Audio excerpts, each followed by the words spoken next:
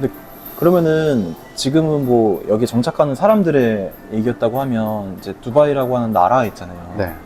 거기에 대한 부분들도 조금 이제 궁금한 포인트들이 있더라고요. 그래서 먼저 오랫동안 계셨던 입장에서 이거를 비즈니스로 생활을 정착을 하고 비즈니스를 이제 만들어가는 과정에서 여기는 왕이 막 정책을 밀어붙이잖아요. 그렇죠. 거기에 대해서 혹시 어떻게 느끼시는지 좀 얘기해 줄 수 있으신가요? 약간 여기는 독재 정권이라는 그런 말 자체가 없을 정도로 거의 그냥 왕권, 이게 독재 자체가 좀 뭐랄까, 너무나 당연한 지역이죠. 이 중동 아랍 지역 자체가. 그 왕권 자체가 너무 익숙하다 보니까 이들 사이에서 좀 경쟁을 또 해요. 그러니까 어떤 왕이 좀 잘한다더라. 근데 그 와중에 이제 아랍에미레이트에 있는 두바이가 그 왕 중에서는 가장 좀 능력 있는 왕으로 좀 알려져 있죠. 그러니까 그런 데이니까 당연히 이제 이 정책 같은 것도 되게 잘해요. 뭔가 막 보통 이제 크게 여기는 또 정책이 되게 많이 바뀌잖아요. 그러니까 이게 사람들이 계속 들어오니까 이거를 계속 이 피드백에 맞춰가지고 좀 바꾸는 걸 하더라고요. 근데 이제 이게 만약에 민주주의 국가다 그렇게 했었으면 뭐 법 하나 바꾸는데 되게 오래 걸리잖아요. 여기는 뭐 불편하다 그래? 바꿔 진행시켜 뭐 이런 식으로 하다 보니까 오히려 편해요. 그러니까 이게 그리고 이제 방향성도 너무 명확해요. 투자자들을 위한 그런 기본적인 투자자들에게 뭔가 투자하기 좋을 만한 도시로 만들기 위한 그런 것들을 이제 기반으로 해가지고 정책을 만들다 보니까 사람들이 많이 온라인 됐죠. 불만도 많이 없고. 거기에 이런 건 있지 않나요? 이게 정책으로 막 밀어붙이다가 갑자기 확 틀어버리면 네. 이게 왕이 있는 나라들이 좀 그런 부분들이 여태까지 문제되는 경우가 있어서 그쵸. 막 자산을 뺏긴다던가 뭐 이런 거에 대한 우려가 좀 있는 것 같거든요. 그 부분은 그쵸. 혹시 어떻게 생각하세요?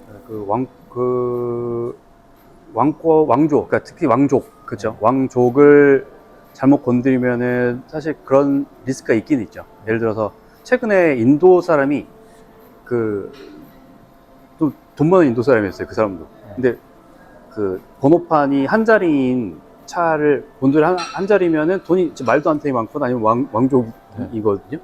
근데 이제 살짝 붙였는데 그냥 범퍼를 살짝 찌그러졌어요. 네. 그걸로 1년 동안 구금돼 있다가 이제 나온 사례도 있고 그러니까 그런 것도 있긴 있어요. 네. 근데 사실 그거는 그냥 뭐랄까 말 자체가 재밌으니까 좀 돌아다니는 거고 네, 왕족 네. 잘못 건드렸다가 뭐 1년 동안 구금됐다더라. 그러니까 재밌잖아요. 그러니까 이제 좀 돌아다니는 거고 사실 그렇게 그럴 일은 많이 없죠. 귀족, 그냥 왕족들이랑 부대찌들이라든지 아니면 뭐 그렇죠. 왕족에 대한 평가 자체를 안 해요. 여기는 뭔가 뭐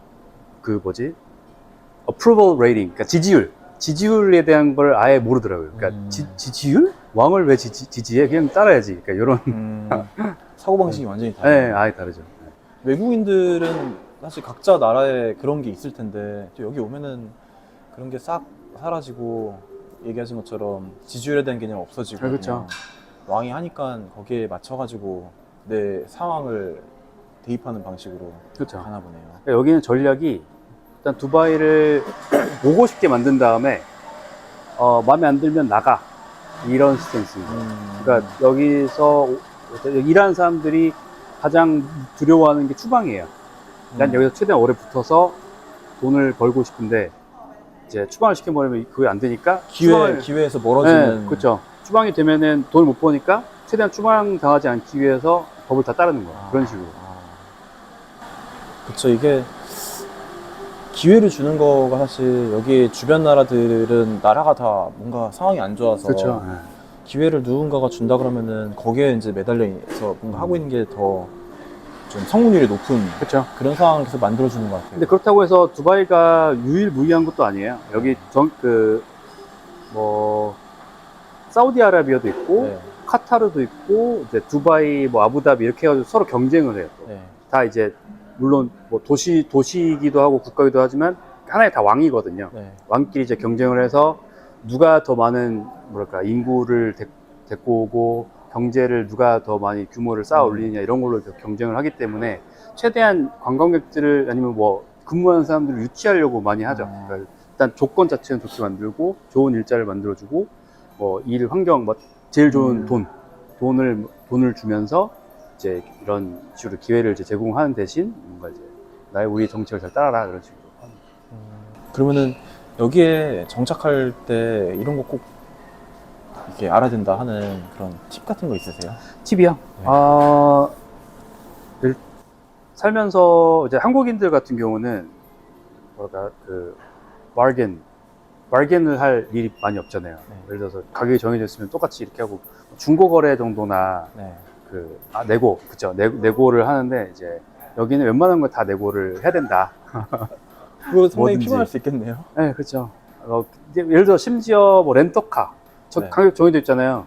뭐 근데 그냥 바로 깎아달라면 안 되죠. 뭐 예를 들어서 뭐 나는 조금 더 오래 쓸 거고 뭐 할인해달라 아니면 뭐 뭔가 조건을 붙여서 아니면 그냥 뭐 나 오래 썼는데 뭐 좀 할인해달라 뭔가 이 건덕지를 만들어서 뭐 그런 식으로 최대한 내고를 하는 게 좋고. 네. 저 같은 경우는 이제 집 렌트를 했고, 거기는 내고를 못한 것 같아요. 아, 자동차, 네. 그리고 뭐 가구 같은 거 좀 살 일들이 있고, 큰 돈들할 게 뭐가 있을까. 일단은 뭐 자동차 가구 같아요. 이런 것도 내고를 좀 해봐야 되겠네요. 그쵸. 일단 다 찔러봐야 돼요. 무조건 다 찔러봐야 되고. 그래서 인도 사람을 혹시라도 같이 동행할 수 있다면, 네, 장난 아닙니다, 이거. 인도 사람들. 공격수 수비수에 그거. 네, 가서. 왜냐면 판매하는 사람들이 거의 인도 사람일 거예요. 네. 인도 그 계열일 거예요. 네. 가서 이제 서로 아니까, 너 가격 후려치지 마. 이러면서. 그리고 가구 살 때는 중국인을 데리고 가면, 여기는 중국인 그 큰 마트가 하나 있거든요. 아세요? 알아요. 저기 드래곤몰. 드래곤마트 네. 갔었어요. 네. 거기도 있고, 차 살 때는 인도인을 데리고 가고, 가구 살 때는 저기 중국인을 데려가라. 중국인도 내고 장난 아니에요. 그 하나 또 궁금한 팁인데, 현지 외국인들 친구들이나 네. 이런 거 어떻게 만드셨어요? 저는 일하면서 만났죠. 부동산을 같이 하다 보니까 자연스럽게 동기 같은 것도 생기고, 네, 같이 비슷한 시기에, 그러니까 그 러시아 그 회사는 2주 동안의 트레이닝을 하고 시험을 봐서 들어가는 거예요. 그래서 뭐 각 지역에 대한 발표를 하고 특정 프로젝트를 판매를 해보는 거죠. 네. 프레젠테이션 파일 만들어서 이제 클라이언트한테 보여줘서 판매하는 식으로.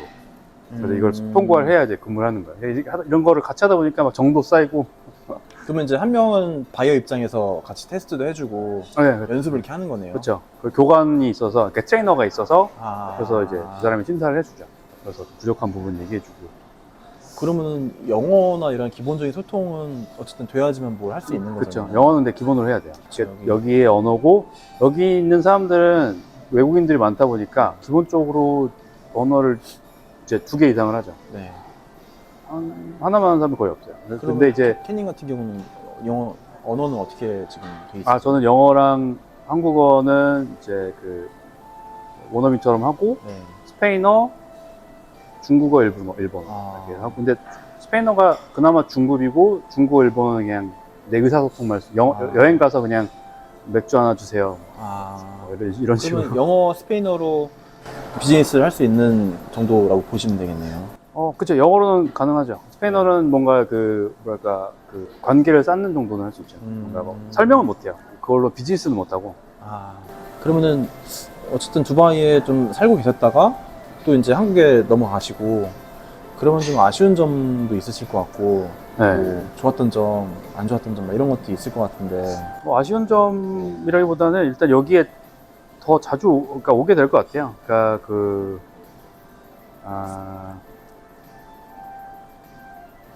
떠난다는 느낌보다는 이제 한국에서 거의 이제 저기 입장에서는 이제 두바이에서 한국으로 출장 가는 느낌인 거죠, 저는. 오히려 느낌이. 어차피 왔다 갔다 계속 할 거니까.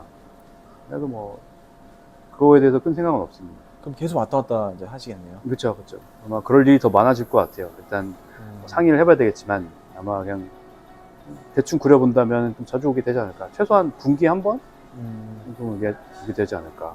그러면은 기본적인 생각 자체가 여기가 이제 좀 근거지가 되고, 그게 앞으로 향후 뭐 5년, 10년 동안 이런 생활 자체에 대한 걸 수도 있고, 아니면 영원히 이쪽을 바탕으로 해서 살 수도 있는 거잖아요. 그렇죠. 그런 생각도 좀 하고 계시는 거네요. 그렇죠. 근데 이게 뭔가 여기서만 평생 사는다는 개념보다는 한국이랑 여기랑 이제 동시에 이제 사는 거죠. 그래서 지금 제가 생각하고 있는 거는 이제 그 이쪽에 하나 집을 하나 사서 평소에 안 쓸 때는 에어비앤비 돌리다가 이제 제가 이제 출장 오게 되거나 아니면 뭐 지인이 쓰신다고 하면은 이제 잠시 빌려드리고 이런 식으로 좀 하려고, 그래서 저도 이제 집을 구매하려고 좀 보고 있는 거죠. 집 구매하고 여기 골든 비자도 있잖아요. 뭐 한 7억인가? 8억 네, 네. 이상이 되면은 맞아요. 그런 것도 네. 생각을 하시는 거겠네요. 아직까지 그 정도는 아니고요. 일단은 제가 그 에미레이츠 아이디가 2년이니까 네. 그 정도까지 해보고 이제 그 이후에는 이제 어떻게 상황에 따라서 어떻게 될지 봐야겠죠. 알겠습니다. 근데 일단은 짧게는 2년 정도 보고 있고, 이제 그 다음에는 또 이제 시간이 지나면서 좀 독립을 해 나가야겠죠. 그러면 이제 부동산 쪽으로 어쨌든 일을 만들어 가시는 거니까 그쪽으로 조금 포커싱이 아마 돼 있으실 그쵸. 텐데 이게 한국에 저도 이제 고민이 한국에 뭐 아까 뷰티 쪽도 마찬가지고 뭐 무역하시는 분도 만났었고 그리고 뭐 운동 가르치시는 분 이런 분들 여럿이 있거든요. 근데 그분들이 두바이가 그냥 중동의 어느 나라다 보니까 거리감이 되게 있다는 생각이 들어요. 이게 심리적으로. 그래서 그런 분들이 이쪽 두바이에 대해서 어쨌든 기회를 좀 발견하기 위해서 어떻게 하면 좋을까요? 그런 아이디어가. 저도 이제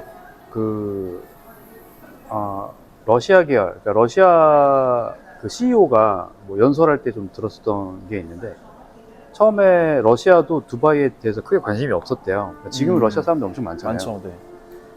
근데 그때 했었던 게 러시아 쪽에 아예 사무실을 차려서, 그러니까 뭐 부동산이든 뭐든 이제 해서 두바이를 알리는 뭔가 그걸 했다고 하더라고요. 그래서 현장에 뭔가 뭐 피지컬 로케이션이 하나 뭔가 뭐 사무실이나 뭔가 하나 있어서 거기서 두바이에 알릴 수 있는 뭔가 그런 게 하나 있으면 좋을 것 같다라는 생각이 들었었어요. 그래서 그 부분에 대해서도 이제 저도 그렇고 이제 같이 사업하는 파트너분도 이제 그 부분에 대해서 동의를 하셨는데, 그래서 한국인은 어떻게 해야 되는지 그거에 대해서는 아직 퀘스천 마크이긴 해요. 그거는 이제 좀 알아봐야 되는 상황이고.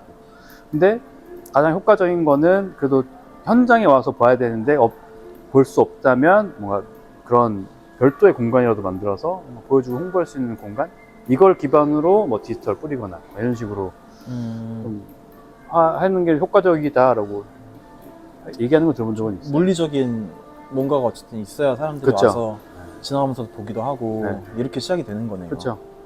하물며 책자 하나를 갖다 놓더라도 이제 그거 와서 보면서 책자 보는 거랑 그냥 이렇게 길거리에서 주는 거랑 또 다르잖아요. 네. 여기에 그 부동산 모형들 엄청 큰 거 많잖아요. 그런 그런 거 느낌으로 하나가 딱 있으면은 최소한 좋겠네요. 네, 최소한 그런 거 하나도 해서 그 모델 만들고 그런 것들은 사실 계속 바꾸면 되니까, 네, 뭐 3D 네. 프린터로 해서 하면 되니까. 한국 가셔가지고 이제 어쨌든 두바이 쪽으로 관심이 이제 생기게끔 그런 역할도 아마 하시게 될 것 그쵸, 같고 그쵸. 앞으로의 이제 그런 활약이 기대가 됩니다. 감사합니다.